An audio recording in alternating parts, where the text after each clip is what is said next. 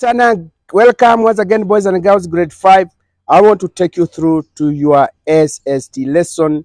And today I'm very much happy that I will take you through the national symbols in Kenya. And also I will take you through the factors that promote national unity in Kenya. But first, let us understand what are these national symbols. National symbols in Kenya.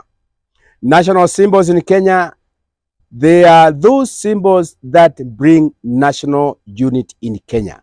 And they are four in number one. Number one, the national flag. The national flag. It is the most popular national symbol. It is flown in all the government offices. That is now the national flag. The most important national symbol, and at the same time, it is flown in all the national offices, whether it is Vanga, whether it is whichever part of this country. Number two, coat of arms. Coat of arms. It is the logo of our country. Even companies, even an institution like this one, it has its logo. So when we talk about coat of arms as a symbol of Kenya, this is now the logo, the identity of Kenya. It is the coat of arms. The national anthem. What is the national anthem? The national anthem as a symbol of unity in Kenya, it is a national prayer. It is a national prayer. Haya ni maombi ya nchi. And lastly, the public seal. It is the government signature on its official document. You boy watching me, that time when you do your exam, maybe KIPSEA, maybe Form 4, that certificate which will be given, it will must have that signature of the government. And it's the one we are referring to as the public seal. Now, let's now move very slowly. We look at the factors that promote national unity. They are like 8. The factors that promote national unity. 1, national days. National days, we celebrate great events. And in Kenya, we have got 3 national days.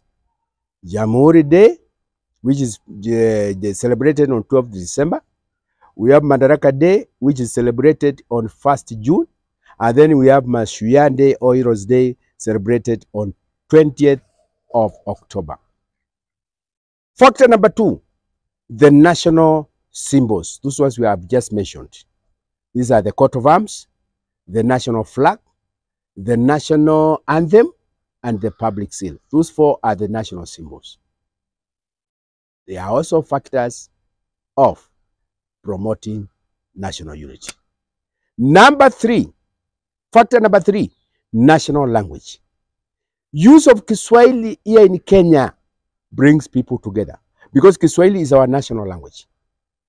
And then the other one is the president. The other factor is the president. President is for all. Whether you voted for him or whether you never did that, he is not a president to those who voted for him. No. Because the president is a factor of the national unity. He represents, is a president to all of us. And then the other factor that brings us together, it is sports and the games. Sports and the games. Those who are playing the national team, rugby, 7 members. Those who are playing the in our national teams, those who are going to represent the country in athletics, they are all Kenyans. We don't say they come from this particular community. No. They show national unity. The Constitution of Kenya is another factor that promotes unity. The Constitution of Kenya, it is for all of us. It's not for this tribe, but it represents all of the Kenyans. And the other one is the National Assembly. The members in the Assembly, they represent all the people in Kenya. That's why we have only one National Assembly. And the other factor is the national curriculum. What we are learning in our school, the syllabus we are using, it is the same syllabus is used in all this time.